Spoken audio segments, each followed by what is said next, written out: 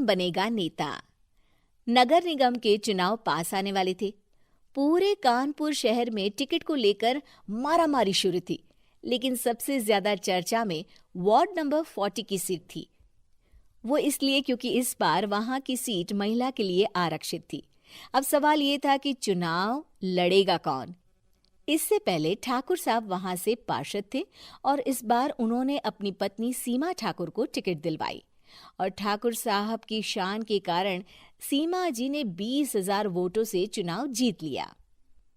अरे बधाई हो सीमा भाभी, अब तो आप वार्ड की पार्षद बन गई हैं। अब तो हमारे काम आप ही करवाएंगी।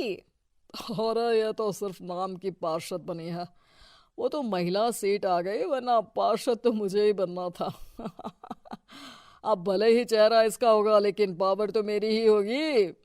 अरे वाह भाई साहब, क्या दिमाग लगाया है आपने भी। आइए आप लोग, खाना लगा दिया है सबके लिए। सीमा जी पार्षद बन चुकी थीं, फिर भी उनकी एक ना चलती। सारे काम ठाकुर साहब खुद ही संभाल लेते और जहां जरूरत पड़ती वहां सीमा जी का अंगूठा लगवा लेते। सीमा जी ज्यादा पढ़ी लिखी भी नहीं थी। एक दिन ठाकुर साहब और सीमा एक प्रोग्राम में जाते हैं।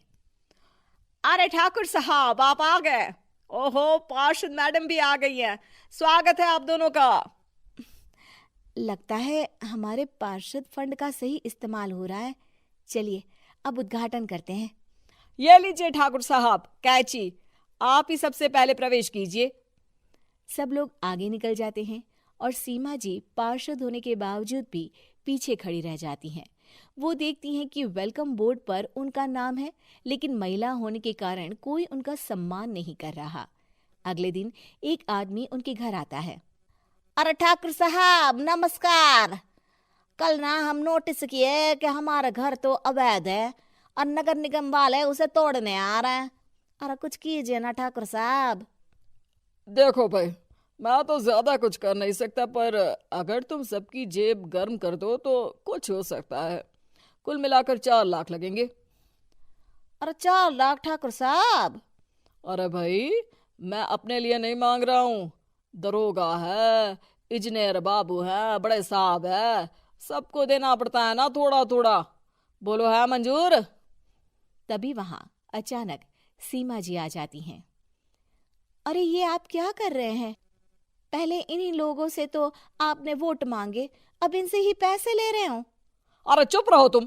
तुम्हारा काम है सिर्फ अंगूठा लगाना, तुम वही किया करो। मुझे दूसरे काम तुम मत सिखाओ, समझी? और तुम ना जाओ, अब पैसे लेकर आओ, वरना जेसीबी किसी भी वक्त आती होगी।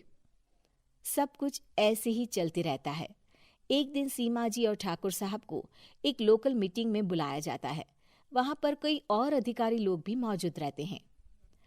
अब मैं चाहूंगा कि ठाकुर साहब हमारे बीच 2 शब्द कहें।